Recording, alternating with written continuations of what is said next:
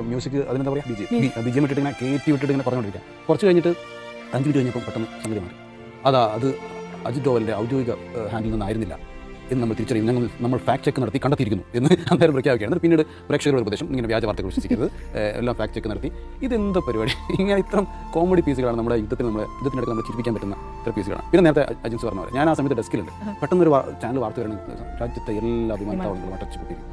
അപ്പോൾ നമ്മളിങ്ങനെ നോക്കി, നമ്മൾക്ക് വാർത്ത കിട്ടുന്നില്ലല്ലോ. നമ്മൾ ബാക്കിയുള്ള ചാനലൊക്കെ നോക്കി, വേറെ ചാനലും കാണുന്നില്ല. നമ്മുടെ ഡൽഹിയിലെ റിപ്പോർട്ടർ വിളിക്കുന്നു, നമ്മുടെ മൊത്തം സർക്കാരിൻ്റെ ഔദ്യോഗിക വെബ്സൈറ്റുകളൊക്കെ പരതുന്നു, എവിടെയും ഈ സാധനം കാണാനില്ല.